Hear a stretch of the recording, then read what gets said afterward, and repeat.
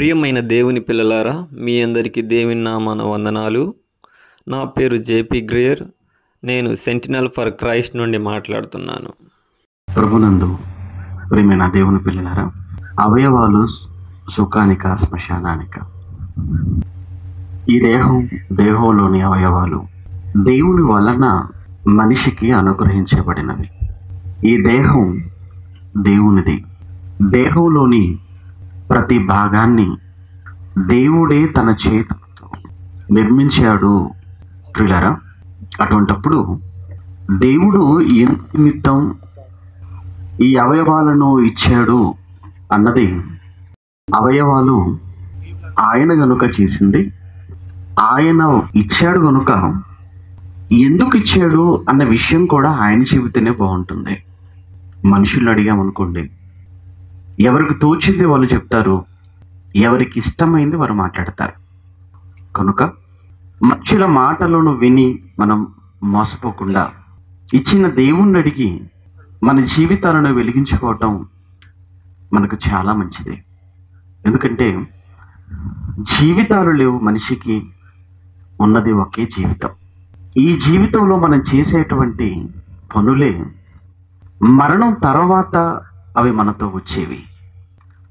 మరణం తర్వాత నీకున్నటువంటి ఒక మహర్దశ, మహాలోకం, అది నీకు ప్రాప్తించాలి అంటే ఈ జీవితంలో నువ్వు దేవుడు నీకిచ్చిన ఈ అవయవాలతో చేసే కార్యక్రమాలే దానిని నిర్ణయిస్తాయి, నిర్దేశిస్తాయి అన్న విషయం మనం మర్చిపోకూడదు.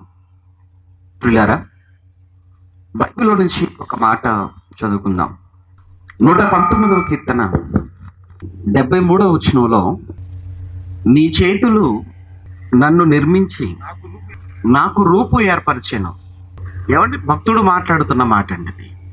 నీ చేతులు నన్ను నిర్మించి నాకు రూపు ఏర్పరిచెను అన్నాడు. అనగా నీ చేతులు నన్ను నిర్మించాయి, నీ హస్తములు నాకు అవయవ నిర్మాణము చేశాయి. నా తల్లి గర్భమందు నన్ను నిర్మించిన వాడువు నీవే.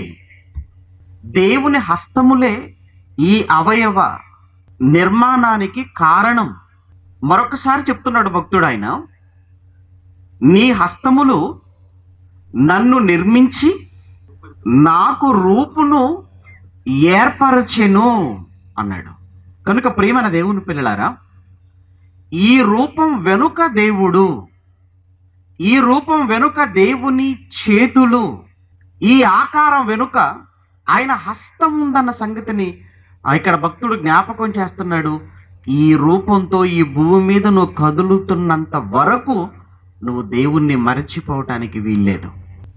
ఈ రూపాన్ని నువ్వు చూసుకుంటున్నప్పుడల్లా, లేదా ఈ రూపాన్ని గురించి నువ్వు మాట్లాడుతున్న ప్రతి క్షణం, నువ్వు దేవుణ్ణి ఎట్టి పరిస్థితుల్లో నువ్వు మరచిపోవడానికి వీల్లేదు.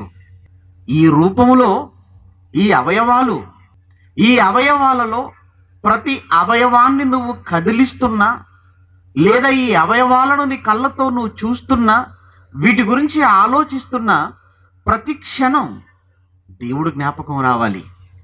దేవుని ఆలోచన ఏమిటో, దేవుని ఆశయం ఏంటో ఈ అవయవాలను మనకి ఇవ్వడం వెనకాల అన్న విషయం మనం ఎప్పుడు మన మదిలో ఉండిపోవాలి. ఎప్పుడు మన మనసులో ఆయన ఆలోచనలు ఉండిపోవాలి అన్నప్పుడు ఈ అవయవం వెనక ఆయన ఆంతర్యం మన మనసులో ఎప్పుడు ఉండిపోవాలి చిరస్థాయిగా అంటే, మనకు వాక్యం చదివితే తప్ప, వాక్యాన్ని ఆలోచన చేస్తే తప్ప ఈ విషయం మనకు తెలియదు. రాత్రి మీకు చెప్పాను ఎగ్జాంపుల్గా, మనం కొనే ప్రతి వస్తువు గురించి మనం తెలుసుకోవాలి అంటే ఆ వస్తువు తయారు చేసిన కంపెనీ మనకిచ్చిన ఒక చిన్ని బుక్లెట్, మాన్యువల్ అంటాం, దాన్ని చదివితే తప్ప క్షుణ్ణంగా ఆ వస్తువు దేనితో తయారు చేయబడినదో, దాన్ని మనం ఎలా వాడాలో, ఎలా వాడితే మనకది మన్నిక వస్తుందో, లేదు అంటే అది ఎలా వాడకూడదు విషయంలో, అంటే ఎలా వాడకూడదో అలా వాడటం వలన అది ఎంత ప్రమాదానికి అది లోనైపోతుందో, ఈ విషయాలన్నీ ఆ మాన్యువల్లో మనం చదువుతున్నప్పుడే మనకు అర్థమవుతాయి. అలానే దేవుడు మనకిచ్చిన ఈ దేహంలోని అవయవాల గురించి కూడా ఈ కళ్ళెందుకు, ఈ చెవులెందుకు, ఈ నోరెందుకు, ఈ చేతులేంటి, కాళ్ళేంటి, దీన్ని దేని కొరకు వాడాలి అని ఏ విషయం నీకు తెలియాలి అన్నా తప్పనిసరిగా దేవుడు మనకిచ్చిన ఇది మన మాన్యువల్, ఇది మన బుక్లెట్. ఇది కనుక ఇందులోకి వెళ్ళి మనం ఆలోచన చేస్తే తప్ప మనకు తెలియదు. అందుకే వెంటనే క్రింది మాటలో భక్తుడు అంటున్నాడు, నీ చేతులు నన్ను నిర్మించి నాకు రూపు ఏర్పరచెను, నేను నీ ఆజ్ఞలను నేర్చుకొనున్నట్లు నాకు బుద్ధి దయచేయుము అన్నాడు. చూసారా, నాకు నీ ఆజ్ఞలను నేర్చుకొనున్నట్లు నాకు బుద్ధిని దయచేయ్యా అంటున్నాడు. నీ ఆజ్ఞలు, నీ మాటలను నేను నేర్చుకోవాలి, దేవుని వాక్యాన్ని నేర్చుకోవాలి. దేవుని వాక్యాన్ని నేర్చుకోవాలనే ఆలోచన ఉంది చూసారా, అది చాలా గొప్పది. మళ్ళా చెప్తున్నాను, దేవుని వాక్యాన్ని నేర్చుకోవాలి అన్న ఆలోచన అది చాలా చాలా గొప్పది. ఎందుకో చెప్పమంటారా? అలాంటి వాళ్ళంటేనండి దేవుడికి చాలా ఇష్టం. ఎలాంటి వాళ్ళు? నేర్చుకోవాలి అనే ఆ తపన కలిగిన వాళ్ళు, నేర్చుకోవాలనే ఆ తృష్ణ కలిగిన వాళ్ళు. నిర్లక్ష్యంతో ఇక నేర్చుకునేది ఏమీ లేదు, ఎవరు నాకు చెప్పవలసిన అవసరత లేదు అనే అహంకారమైనటువంటి మనస్సు మనిషికి వచ్చిన రోజున అతని పతనానికి పునాది పడింది అని మనం గ్రహించాలి. నేర్చుకునే మనసు ఉంది, అది దేవుడికి చాలా ఇష్టం. నేర్చుకోవాలనుకునే వాడికి దేవుడు ఎంతైనా నేర్పిస్తాడు. దానికి బైబిల్లో ఒక మంచి సాక్ష్యం ఏంటంటే, నపుంసకుడు అనే ఒక వ్యక్తి, ఆయన ఐథియోపియా అనే ఒక దేశానికి ఆర్థిక మంత్రిగా ఉండి ఆఫ్రికా ఖండంలోని కూషు దేశముగా పిలువబడుతున్న లేదా ఇథియోపియాగా పిలువబడుతున్న ఆ దేశము నుంచి ఆసియా ఖండంలో ఉన్నటువంటి యెరూషలేము ప్రాంతానికి ఆరాధన కొరకు బయలుదేరాడు. ఆ ఆరాధన ఈ మధ్యకాలంలో, ఈ ప్రయాణ కాలంలో సమయాన్ని ఎందుకు వృధా చేసుకోవాలన్న ఉద్దేశంతో ఆ ప్రయాణంలో తనతో పాటు యెషయా గ్రంథాన్ని తీసుకొని వెళ్ళటం జరిగింది. తీసుకుని వెళ్ళిన ఆయన తల దగ్గర పెట్టుకున్నాడో లేదా ప్రక్కన పెట్టుకున్నాడో బైబిల్లో లేదు. మనము తీసుకెళ్ళిపోతాం, మనము తల దగ్గర పెట్టుకుంటాం, మన ఉద్దేశం ఒకటి. కానీ ఇతను మాత్రం ఎందుకు తన వెంట తీసుకొని వెళ్ళాడు అన్నప్పుడు ఒకటే కారణం, చదువుకోవాలి, నేర్చుకోవాలి. ఏమంటే బైబిల్ దగ్గర పెట్టుకునేది నేర్చుకోవాలన్న మనసు. ఆయన అందుకే తీసుకెళ్ళాడు. చదువుతున్నాడు, ఆరాధన ముగించుకున్నాడు, మరలా తిరుగు ప్రయాణం, మరలా తీశాడు యెషయా గ్రంథాన్ని, మరలా చదువుతున్నాడు. దేవుడు గమనించాడు, అమ్మో, నేర్చుకోవాలన్న ఇతనిలో ఉన్న కోరిక చాలా బలంగా ఉంది కనుక ఎలానైనా ఇతనికి నేర్పించడానికి నేను ఒక మాస్టర్ని పంపించాలి అని దేవుడు అనుకున్నాడు. నేర్పించే వ్యక్తిని, అతన్ని ఫిలిప్పు నువ్వు అర్జెంటుగా నువ్వు పరిగెత్తుకొని వెళ్ళాలి. ఇదిగో ఆ గాజా మార్గం గుండా వస్తున్నాడు నపుంసకుడు అనే వ్యక్తి. అతను వెళుతున్నప్పుడు గమనించాను, వాక్యం చదువుతున్నాడు, మళ్ళా రిటర్న్లో మరల యెషయా గ్రంథం చదువుతున్నాడు కానీ తనకు అర్థం అవటం లేదు. కానీ ఏదో ఉంది, తెలుసుకోవాలి, నేర్చుకోవాలి. ఆ తపన అతనిలో మాత్రం చాలా బలంగా ఉందయ్యా. నువ్వు అర్జెంటుగా వెళ్ళాలి, నువ్వు చెప్పాలి అతనికి. చూసారా, ఏమండి, ఈ నపుంసకుడు ప్రమేయం లేకుండానే, ఇతను రిక్వెస్ట్ పెట్టుకోనకుండానే అతన్ని యొద్దకు దేవుడు బోధకుడిని పంపించాడు, ఫిలిప్పును పంపించాడు. ఫిలిప్ వచ్చాడు, ఏమండి మీరు చదువుతున్నారు, మీకు అర్థమవుతుందా? అప్పుడు ఆయన అన్నమాట, అయ్యో నాకు ఎవరు చెప్పకపోతే నాకు ఎలా అయ్యా తెలుస్తుంది, నాకు త్రోవ చూపకపోతే నేను ఎలా గ్రహింపగలనయ్యా అనగానే, అలా అయితే నీకు వాక్యం కావాలా? అవును, నా రథం ఎక్కేసేయండి, నా పక్కన కూర్చోండి, నాకు వివరించండి, ప్లీజ్ నాకు చెప్పండి అని బ్రతిమిలాడుతున్నట్టుగా కనబడుతుంటుంది. బ్రతిమిలాడుతున్నాడు అక్కడ. దయచేసి నాకు చెప్పు అని వేడుకుంటున్నాడు. ఎవరు?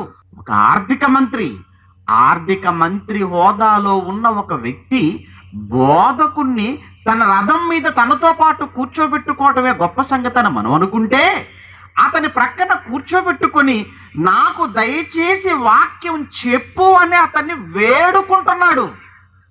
ఈరోజు సీన్ రివర్స్ అయిపోయింది. ఈరోజు ఆ మాట మేమంటున్నాం.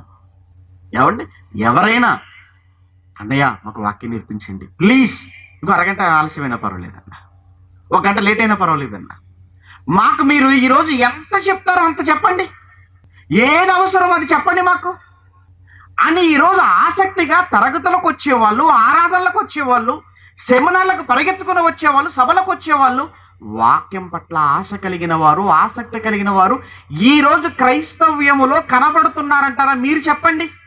ఈరోజు సేవకులుగా వేదిక మీద నిలవబడి అమ్మా వినండి, అయ్యా వినండి, దయచేసి రండి, మీ పనులన్నీ ప్రక్కన పెట్టి రమ్మని మేము అనం, మీరు రారు ఎలాగో, అందుకే అన్ని త్వరగా ముగించుకొని వచ్చేయండి. ఈరోజు వాక్యం బ్రతిమలాడి ఏమండి ఎన్ని ఫోన్లు చేయాలి, ఎన్ని కరపత్రికలు పంచాలి, ఎన్ని పోస్టర్లు వేయాలి, ఇన్ని చేసినా ఆఖరికి జనాలు వస్తారో రారో ఆ టెన్షన్ మళ్ళా కన్వీనర్స్కి. ఎందుకు? వాక్యం పట్ల ఆసక్తి లేదు మనుషులకు. కానీ పాత నిబంధన కాలంలో భక్తుడు మాట్లాడిన మాట అండి, ఏమంటున్నాడు ఆయన? 119:73 చదువుకున్నారు. నీ చేతులు నన్ను నిర్మించి నాకు రూపు ఏర్పరచెను, నేను నీ ఆజ్ఞలను నేర్చుకొనున్నట్లుగా నాకు బుద్ధి దయచేయము అన్నాడు. నేర్చుకోవాలి. మీకు ఏమైంది? ఈరోజు చాలా మంది చూడండి, అసలు బైబిల్ వినాలి, నేర్చుకోవాలి, చదవాలి, ఈ ఆలోచనలు లేవండి. ఎక్కడికి వెళ్ళాలి, ఏ పని చేసుకోవాలి, ఎంత సంపాదించుకోవాలి, ఏ షాప్కి వెళ్ళిపోవాలి, ఏం కొనుక్కోవాలి, ఏ హోటల్కి వెళ్ళిపోవాలి, ఏం తినాలి, ఇవే కదండి మనుషుల ఆలోచనలు. ఏమంటే బైబిల్ నేర్చుకోవాలి, చదువుకోవాలన్న తపన కనిపించడం లేదు. ప్రియమైన దేవుని పిల్లలారా, నీకు దేవుడి అవయవాలని ఇచ్చింది, ముందు నేర్చుకో. దేవుడు నువ్వు ఈ రూపాన్ని నీకు ఇచ్చి ఆయన మొట్టమొదటగా నీకు చెబుతున్న మాట, నీకు నేను ఈ రూపాన్ని ఎందుకు ఇచ్చానో, ఈ అవయవాలను ఎందుకు ఇచ్చానో బైబిల్లో వ్రాయించాను, నేర్చుకోవాలి. నీ కళ్ళు ఎందుకు, చేతులు ఎందుకు? నీకు అన్నీ ఉన్నాయి. ఈరోజు నిజంగా మీకు అన్ని అవయవాలు ఉన్నాయి అని అంటే మీరు చాలా అదృష్టవంతులు. అలా లేని వారు కాదని కాదు. ఈరోజు దేవుడు మీకు అవయవాలను అన్ని ఇచ్చాడా? అన్ని ఇచ్చాడు. అన్ని అవయవాలను, ఏ అవయవము లోపము లేకుండగా, ఏ విధమైన అంగవైకల్యం మీకు లేకుండగా, ఏ విధమైన అంగవైకల్యం, కళ్ళు కనబడుతున్నాయి, చెవులు వినబడుతున్నాయి, నోరు మాట్లాడుతుంది, చేతులు బాగున్నాయి, కాళ్ళు బాగున్నాయి, ఎక్కడ కూడా నువ్వు అన్ఫిట్ కాదు, అంత బాగుంది. అవయవాలన్నీ బాగుండి వాక్యం చదువుకోవటానికి నీకు ఏమైంది? వాక్యం వినడానికి రావటానికి నీకు ఏం ఆటంకం? ఎందుకు ఇంత బాధపడుతున్నాను, ఎందుకు ఇంత ఆవేశపడుతున్నాను? కారణం ఉంది. ఏంటో చెప్పమంటారంటే, ఈరోజు సమాజంలోకి వెళ్ళిపోతే అవయవ లోపం ఉన్న వాళ్ళు వాక్యం పట్ల చూపిస్తున్న ఆసక్తిని చూస్తుంటే అన్ని అవయవాలు బాగున్న నీకు ఏమైంది? అదండి ఆవేదన. కళ్ళు లేనివాడు బైబిల్ చదువుతున్నాడు. కళ్ళు లేనివారండి, గుడ్డివారు, వాళ్ళకున్నటువంటి ఆ బ్రెయిన్ లిపి ద్వారా బైబిల్ నేర్చుకొని బైబిల్ వాళ్ళు బోధిస్తున్నారు, బైబిల్ వాళ్ళు చెప్తున్నారు. నీకు ఉన్నాయి కదా కళ్ళు, ఈ 2 కళ్ళకు మళ్ళీ 2 కళ్ళద్దాలు కూడా జోడించావు. ఏం చేస్తున్నావు ఈ కళ్ళతో? చేతులు ఉన్నాయా? ఉన్నాయి. కాళ్ళు అన్నీ ఉన్నాయి. అవయవ లోపం ఉన్న వాళ్ళు అంత ఆసక్తితో ఉన్నప్పుడు వాక్యం పట్ల నీకు ఇది లేదు కదా, నీకేమైంది? ఏమంటే ఒక వీడియో మీకు చూపిస్తాను. ఏమంటే కాళ్ళు లేవు, చేతులు లేవండి, 2 కాళ్ళు లేవు, 2 చేతులు లేవు. కానీ ఒక అమ్మాయి, మన దేశం కేరళ, ఏమంటే చేతులు లేనప్పుడు, కాళ్ళు లేనప్పుడు, ఏమంటే బైబిల్ చదువుకోవాలన్నా ఆమెలో ఉన్న ఆసక్తి ఎలా అండి చదువుకోగలదు? చెప్పండి, ఎలా చదువుకోగలదు మీరు అనుకుంటున్నారు? ఎందుకంటే ఈ చేతులతోనే కదండి పేపర్లు తిప్పాలి, ఈ చేతులతోనే కదా పేపర్లు తిప్పాలి. ఈ చదివాను, నెక్స్ట్ తీయాలి, మళ్ళీ తీయాలి. ఎలా? అది చూసిన తర్వాత నిజంగా చాలా ఆశ్చర్యం వేసింది, చాలా బాధ కలిగింది. ఈరోజు నిజంగా చెప్తున్నాను, నీకు 2 చేతులున్నా బైబిల్లో ఏ పుస్తకం ఎక్కడుందో నీకు తెలియదు, ఏ అధ్యాయం ఏ వచ్చినవో అస్సలు తెలియదు.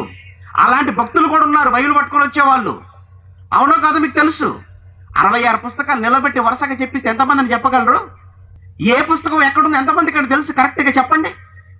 అలాంటిది కాళ్ళు లేవు, చేతులు లేవు, కూర్చున్న చోట ఒక మనిషి తీసుకొని వెళ్ళి మరో చోట కూర్చోబెట్టాలండి. అవును, అలాంటి నిజంగా ఆ స్త్రీ, అమ్మాయి, యవనస్తురాలు, ఆవిడ ఎంత కష్టపడుతుందో బైబిల్ చదవడానికి ఒకసారి చూస్తారండి వీడియో. Just seconds. ఏమండి ఆ పేపర్స్ తీయటానికి నోట్లో ఉన్న నాలుకను ఉపయోగిస్తుందండి. నోట్లో ఉన్న నాలుక, మన చేతులు లేవు. ఏమండి మీకు ఎవరికైనా అలాంటి పరిస్థితి ఉందా? కాళ్ళు పడిపోయి ఎవరికైనా మీకు చేతులు పడిపోయాయా? అన్నీ బాగానే ఉన్నాయి కదా. బైబిల్ ఎందుకు తెచ్చుకోరో తెలియదు, బైబిల్ చెబుతున్నా కానీ ఎందుకు బైబిల్ తీయరో తెలియదు, ఎందుకు చదవరో తెలియదు. నీకు ఉన్న 2 కాళ్ళు పడిపోయి 2 చేతులు పడిపోతే నీ పరిస్థితి అలా ఉంటే నువ్వు చేయగలవా? నువ్వు చదవగలవా? బాగున్నప్పుడు చదవ. నువ్వు ఏం చదువుతావు? దేవుడికి లెక్క చెప్పాలి. నీకు అవయవాలను ఇచ్చిన దేవుడు రేపు అడగడు నువ్వు అనుకుంటే అది నీ అజ్ఞానం. దేవుడు చాలా లెక్కల మాస్టర్, ఆయన లెక్కల్లో చాలా ఖచ్చితంగా ఉంటాడు. నీకు ఎన్ని ఇచ్చాను? 5. ఎన్ని సంపాదించావు అడుగుతాడా? మనిషిని తల వెంట్రుకలన్నీ లెక్క పెట్టేశాను రా అన్నాడు. ఏంటి వెంట్రుక అంటాం మనం, ప్రతిదానికి వెంట్రుక అంటాం. కానీ నీ వెంట్రుకలు ఎన్నో కూడా దేవుడు లెక్క పెట్టాడు. నీ వెంట్రుకలు లెక్క పెడుతున్నాడు దేవుడు. నీ చేతలు, నీ అడుగులు, ప్రతిదీ దేవుడి దగ్గర కౌంట్ అయిపోతుంది. ఎందుకు నువ్వు తీయలేకపోతున్నావు? బైబిల్ చెప్తున్నప్పుడు ఎందుకు చూడలేకపోతున్నావు? ఎందుకు చదవలేకపోతున్నావు? ఆవిడ చూసావా ఎంత కష్టపడుతుందండి? నాలుక బయటికి తీసి పేజీలు తిప్పుతుంటే నీకు సిగ్గు అనిపించటం లేదు? బాధ కలగటం లేదా? నేర్చుకోవాలన్న పట్టుదల, తపన ఉంటే ఏవండి అంగవైకల్యం కూడా పనికిరాదు. నిజంగా ఇప్పుడు అంగవైకల్యం ఆవిడ కాదు, అన్ని ఉన్నా చదవని నువ్వు నిజంగా వికలాంగుడివి.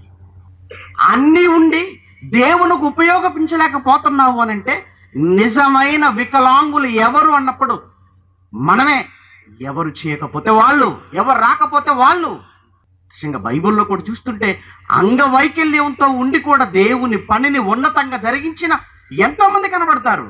అందులో మోషే మనకు తెలుసండి. నిజంగా మోషే నత్తివాడు, నోటి మాంద్యం, నాలుక మాంద్యం. దేవుడితో చెప్తాడు, నువ్వు వెళ్ళాలి మోషే అన్నప్పుడు, ప్రభువా నేను వెళ్ళటమా? నాకు అన్ని విషయాలు తెలుసు, సకల విద్యలు నాకు తెలుసు, అన్నిట్లో నేను ప్రావీణ్యున్నే, సబ్జెక్ట్ అంతా నాకు బుర్రలో ఉంది, కానీ నాకు మాట్లాడడం రాదు కదా అన్నప్పుడు నువ్వెందుకయ్యా కంగారు పడుతున్నావు? నీకు నత్తి ఉంది, నీకు నోటి మాంస్యము, నాలుక మాంద్యం అన్న సంగతి నాకు తెలియదా? గుడ్డి వాణినే గాని, చెవిటి వాణినే గాని, మూగవాణినే గాని పుట్టించింది ఎవరు? నేను. నిన్ను పుట్టించింది కూడా నేనే. నాకు చెప్తావేంటి నీకు నాలుక మాంద్యం ఉందని? నాకు తెలియదేంటి? ఎందుకే మాట చెప్తున్నావు? తప్పుకుందామనా? లేదు. ఒకవేళ నీకు అదే ప్రాబ్లం అని నువ్వు అనుకుంటే, నేను చెప్తున్నాను కదా, నీ నోటికి నేను తోడుగా ఉంటాను, వెళ్ళు. నువ్వు మాట్లాడుతుంటే మాట్లాడగలిగిన వాడికి బుద్ధి రావాలి. నువ్వు మాట్లాడుతుంటే, ఇదిగో నీ అన్ననిచ్చాను కదా, నీ అన్న నీకు తోడుగా ఉంటాడు. నేను నీకు చెప్తాను, నువ్వు నీ అన్నకి చెప్పు, నీ అన్న అక్కడ ప్రజెంటేషన్ చేస్తాడు. అంటే మోషేను వదిలిపెట్టడం లేదు. చూసారా, దేవుడు వదలడు. కారణం అహరోను మాట్లాడగలడేమో, కానీ మోషేలో ఉన్న అత్యధికమైనటువంటి క్వాలిఫికేషన్స్ ఓర్పు, సహనం. ఒక నాయకుడికి ఉండవలసింది ఒక నాయకుడికి ఉండవలసింది ఓర్పు, సహనం. అవి లేకపోతే నాయకత్వంలో అతను రాయించలేడు. అదే చూశాడు మోషేలో. 40 రోజుల్లో ఫెయిల్ అయిపోయాడు అహరోను. 40 సంవత్సరాలలో ఎక్కడ ఫెయిల్ అవ్వలేదు మోషే. అందుకే నేడు దేవుడికి నచ్చాడు. నీకు అంగవైకల్యం ఉన్నా పర్వాలేదు, దేవుడు నిన్ను వాడుకుంటాడు. వాడబడ్డాడు మోషే. నా ఇల్లంతటిలో నమ్మకమైన వాడు, సాత్వికుడు లేడు భూమి మీద ఇతటువంటి వాడు. ఎంత గొప్పగా మాట్లాడండి మోషే గురించి. అంగవైకల్యం ఉన్నా దేవుని కొరకు కదిలాడే, దేవుని నాయకుడుగా ఉండి ప్రజలు నడిపించాడే. నువ్వు బాగా మాట్లాడతావు. మళ్ళా వెటకారం ఒకటి నీకు. చాలా కోపం వచ్చేస్తుంటుందండి. చాలా మంది చూడండి, వస్తుంటారు, వింటుంటారు. ఏమండి ఈ ప్రసంగంలో ఏదైనా తప్పు, ఏదైనా ఆ శాస్త్రుల పరిశీలన మనస్తత్వం అది. యేసుప్రభు దగ్గర కూడా వచ్చేవాళ్ళు. వచ్చి ఆయన మాటల యందు ఎలా చిక్కుపరచాలి, ఒక సేవకుడుగా, బోధకుడుగా ఎన్నో త్యాగాలు చేసి, ఎన్నో నిద్రలేని రాత్రులు గడిపి, సమయానికి భోజనం లేక, కంటి నిండా నిద్ర లేక, తన కుటుంబ పరిస్థితులు కూడా పట్టించుకొనక, తన ఆరోగ్య పరిస్థితులు కూడా పక్కన పెట్టి, ఒక సేవకుడుగా బైబిల్ చేత పట్టుకొని ఊరూరు తిరుగుతూ, వీధి వీధికి వెళ్ళిపోతూ, అవమానించిన, నిందించిన, ఎన్ని బాధలకు గురి చేసిన, ఎన్ని బెదిరింపులకు అతను బాధితుడుగా ఉన్నప్పటికీ అన్ని ప్రక్కన పెట్టి నీ దగ్గరకు వచ్చి నీకు వాక్యం చెప్తే నీకు హేళన, నరకం, అగ్ని ఆరదు, పురుగు చావదు. ఏమనుకుంటున్నావు? దేవుడు నీకిచ్చిన ఈ అవయవాలలో ఇచ్చినటువంటి ప్రతి అవయవముతో నువ్వేం చేశావో దేవుడికి చెప్పాలి. నీకు నోరిచ్చాను, ఏం చేశావు? మనుషులు పలుకు ప్రతి వ్యర్థమైన మాటకు దేవుడికి ఉందా? బైబిల్లో ఉంది. విమర్శ దినాన్న నీకు నోరిచ్చాను, నీకు నోరిచ్చాను. నీకు మోసేలాగా నత్తేవి లేదు కదా, నీకు బాగానే మాట్లాడుతున్నావు కదా. ఎన్ని మాటలు మాట్లాడు, నా కోసం ఏం మాట్లాడావు? నీ మాటలు మనిషి దేవుడు నా దగ్గరికి తీసుకొచ్చాయా, నాకు దూరం చేసాయా? నీ మాటలు సంఘాల్లో చేర్చాయా, సంఘాన్ని విచ్ఛిన్నం చేశాయా? నీ మాటలు సహవాసంలో కలిపాయా, సహవాసాన్ని ముక్కలు చేశాయా? నీ మాటలు ఎలా ఉన్నాయి? కలిపే మాటనా, చెరిచే మాటనా, ధైర్యపరిచే మాటనా, అధైర్యపరిచే భయపెట్టే మాటనా? ఏం మాట్లాడావు? నువ్వు మాట్లాడిన ప్రతి మాటకు దేవుడికి లెక్క. నోరిచ్చాడు గనక అడుగుతున్నాడు, నోరిచ్చాడు గనక అడుగుతున్నాడు, నోరిచ్చాడు గనక అడుగుతున్నాడు. అటువంటిప్పుడు చేతులు ఇచ్చినప్పుడు అడగడా? ఈ చేతులతో ఏం చేశామని? కాళ్ళు ఇచ్చినప్పుడు అడగడా?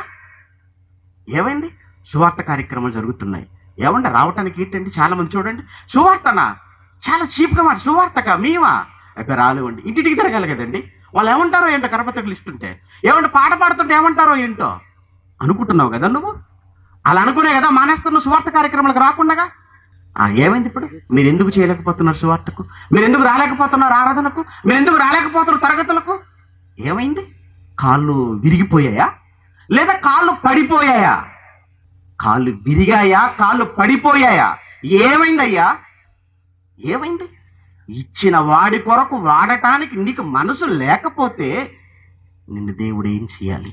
కాళ్ళతో నువ్వు ఇక్కడికి రాకుండా ఇంకెక్కడికి నువ్వు వెళుతున్నా దేవుడు ఏమనుకుంటాడు?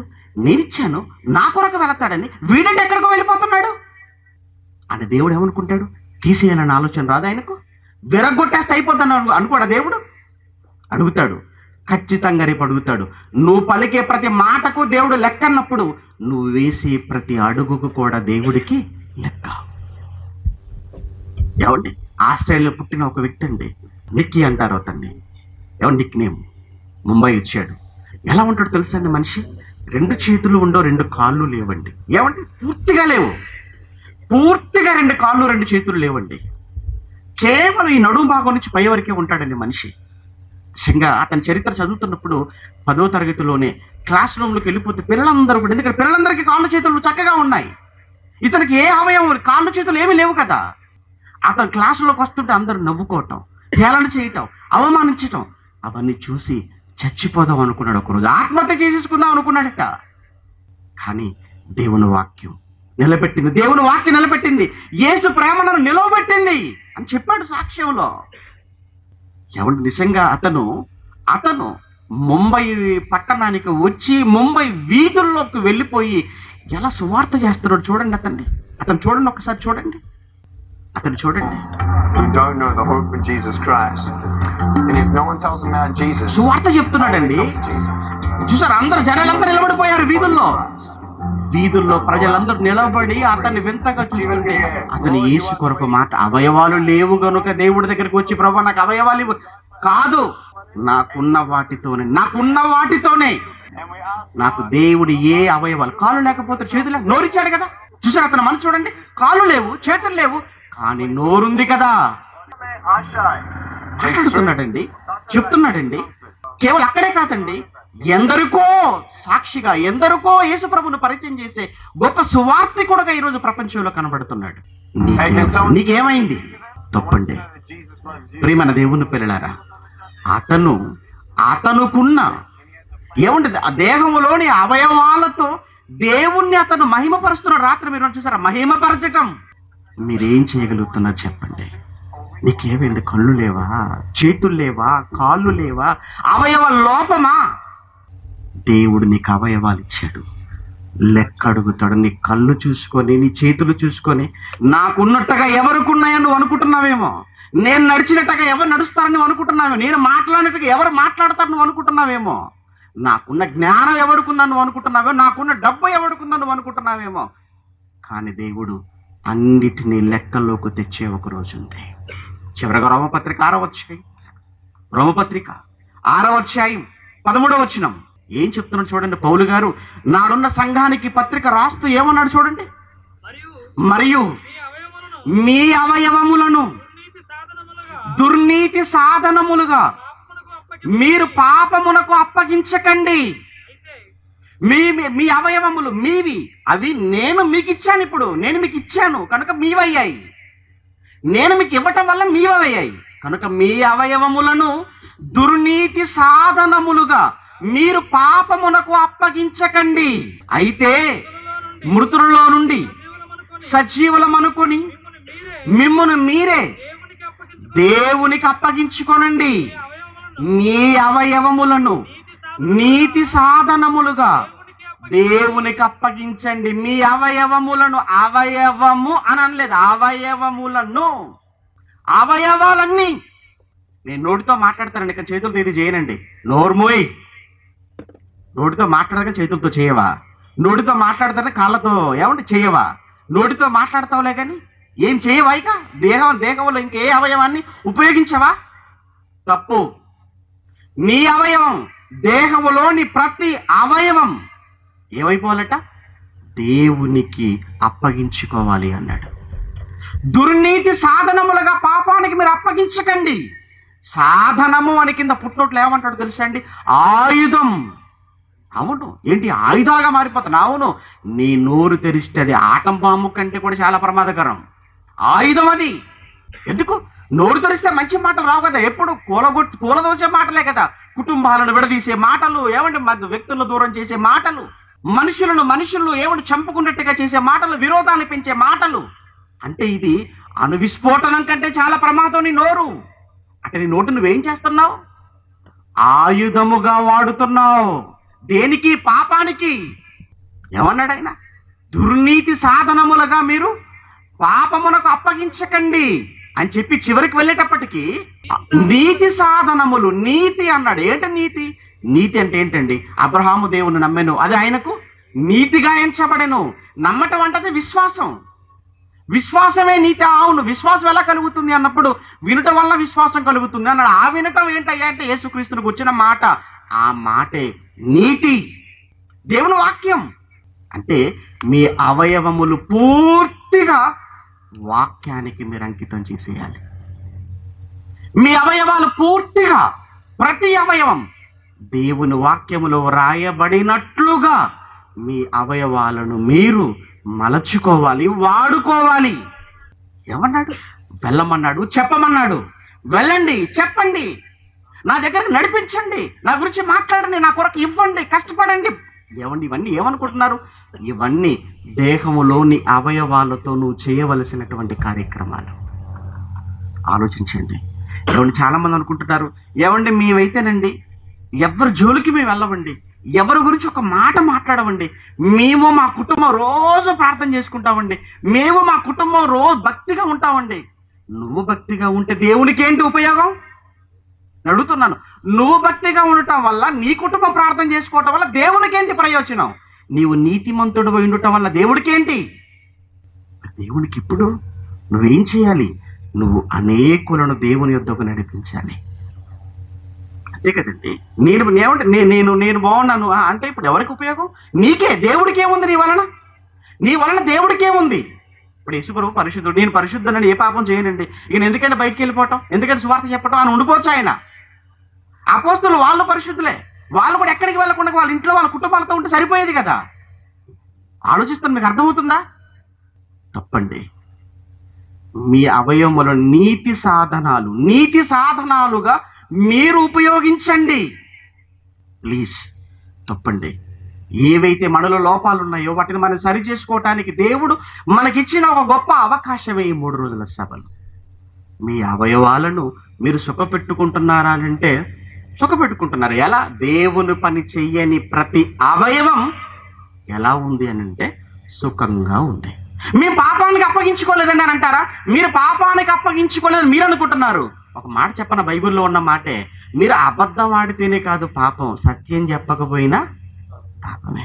మేలైనది చేయనెరిగియు అలాగూ చేయనవానికి పాపం కలుగుతుంది.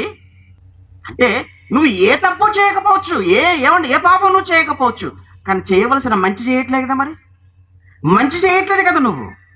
అలా కూడా నీకు పాపం కలుగక తప్పదు. అడుగుతాడు. ఎందుకు?